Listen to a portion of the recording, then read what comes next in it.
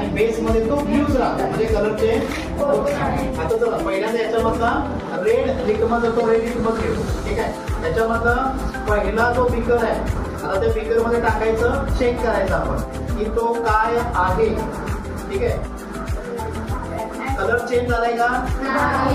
Colour change होतं, colour change झालेला नाहीये. ठीक आहे, इकडून आता या दुसऱ्या याच्यावर टाकून ठेवू. नाही, कलर जे ते कलर चेंज झालेला नाही. तिसऱ्या याच्यामध्ये आपण दुसरा एक टाकून ठेवू. ठीक आहे, झाला का कलर चेंज?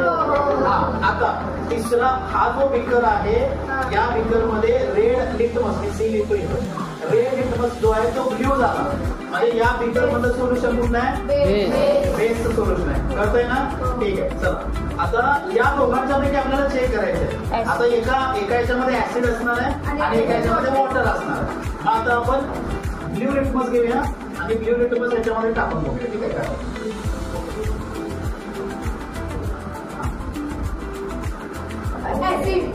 हा, हा कुठला ब्ल्यू लिटमस काय झाला?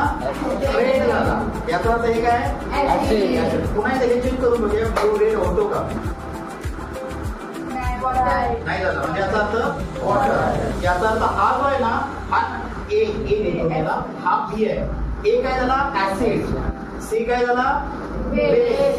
आता हा जो आहे हा ऍसिड आहे, हा बेस आहे, आणि याच्यामध्ये कुठला कलर झाला का चेंज? कुठलाही कलर चेंज होत नाही. याचा अर्थ तिसरी प्रॉपर्टी काय? जर सोल्युशन असं असेल ज्याच्यामध्ये ना ब्ल्यू लिटमस रेड होतो, ना रेड लिटमस कलर चेंज वगैरे करतो, ब्ल्यू वगैरे होत नाही, तर त्याला आपण कुठलं सोल्युशन म्हणणार? Neutral solution. ऍसिड, बेस आणि न्यूट्रल. न्यूट्रलचा पीएच किती असतो? न्यूट्रलचा पीएच 7 असतो, ऍसिडचा पीएच 7 पेक्षा कमी असतो आणि बेसचा पीएच 7 पेक्षा जास्त असतो. समजलंय? क्वेश्चन काय? चला इकडे कोणी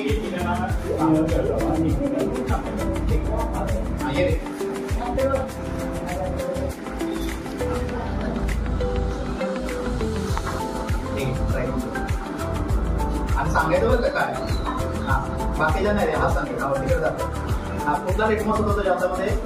ब्ल्यू होता ना. ब्ल्यूचा काय झाला? रेड. म्हणजे कुठला आहे?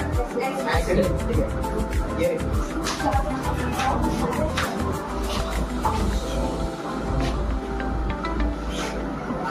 शिवम ये रे.